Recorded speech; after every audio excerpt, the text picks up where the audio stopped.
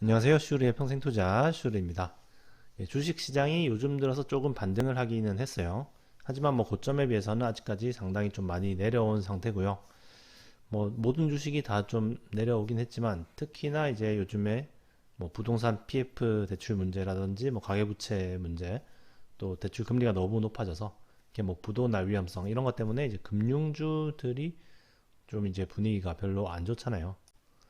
제 계좌에도 금융주들이 상당히 많은데요. 은행, 보험, 증권 다 골고루 가지고 있는데, 일단 금융주들에 대해서 좀 제 얘기를 드리자면, 일단 제 생각으로는 은행 주식들은 웬만하면 이제 괜찮을 것 같거든요.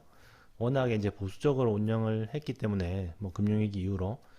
그래서 금융위기 때도 괜찮았고, 예, 그러면 지금은 금융위기랑 비교할 만한 상황은 또 아니기도 하고, 예, 충분히 괜찮은 상황 같은데, 또 모르죠. 여기서 부동산이 너무 급격하게 완전히 무너지거나 이제 금리가 너무 또 많이 오르거나 그렇게 되면은 은행도 약간 위험할 수야 있겠지만 그래도 은행, 보험, 증권 중에서는 상당히 좀 안전한 편이다라고 생각을 하고요.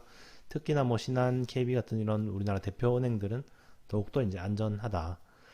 지방은행도 아마 별일 없을 것 같기는 한데요. 지방은행 같은 경우는 배당률이 막 9%, 10% 이렇게 됐잖아요.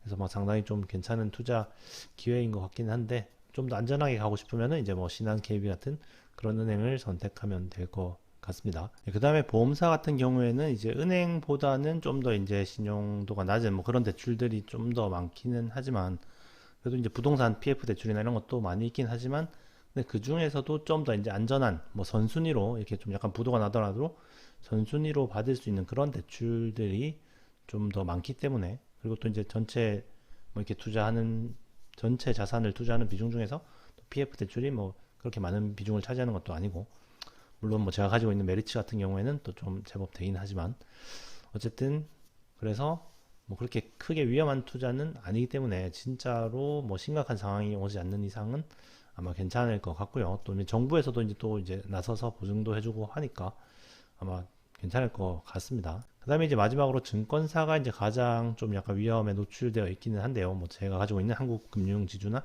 이제 메리츠 이제 지주 안에 이제 메리츠 증권도 있죠. 그런 미래에셋도 있지만 미래에셋은 크게 안 위험할 것 같고 어쨌든 그런 위험성이 좀 있기는 한데요. 그래도 위험성에 비해서는 워낙 그 가격이 지금 싸기 때문에 이번 위기만 잘 좀 별 문제 없이 넘어간다면 주가가 아주 점프할 수 있다고 생각을 하고요. 물론 좀 너무 위험한 측면이 있긴 합니다. 제가 이렇게 급격하게 금리가 오르는 상황까지는 사실 생각을 하지 못했었는데 이왕 이렇게 된 거 일단 저는 가져가기로 했고요. 어느 정도 근데 또 반성도 필요할 것 같습니다.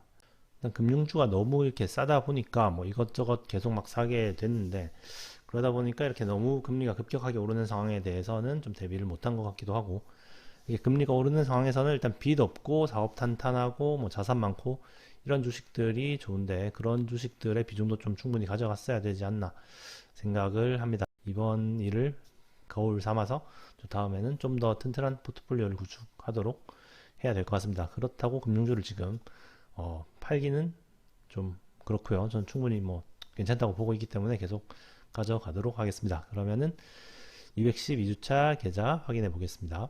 먼저 저축은행 계좌 지난주랑 똑같고요.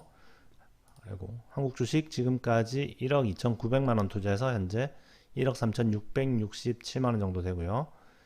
지난주보다 좀 오르기는 올랐는데 그래도 이제 코스피 오른 거에 비해서는 좀 지지부진했고요. 금융주들이 그렇게 좋지는 못해가지고 코스피를 따라가지 못했습니다. 그 다음에 해외 주식 계좌 지금까지 800만원 투자해서 현재 1295만원 정도 되고요. 지난주보다 좀 오르긴 올랐는데 미국 주식 같은 경우에 제법 좀 회복을 많이 했는데요. 그러면서 이제 또 환율 효과는 좀 떨어지고 해서 지난주보다 조금 오른 모습이고요. 그 다음에 자산 배분 계좌 지금까지 800만원 투자해서 현재 930만원 정도. 자산 배분 계좌 같은 경우에 이제 주식도 오르고 또 이제 채권 가격도 올랐죠. 그러니까 채권 금리가 좀 내려갔습니다. 한 10년물 금리가 미국 10년물 금리가 한 4% 정도로 이제 좀 내려왔는데요. 금리가 이제 좀 이제 안정적으로 계속 가줘야 이제 제 주식들이 좀 다시 회복이 되겠죠. 엑셀로 보시면 2018년 10월부터 방송을 시작해서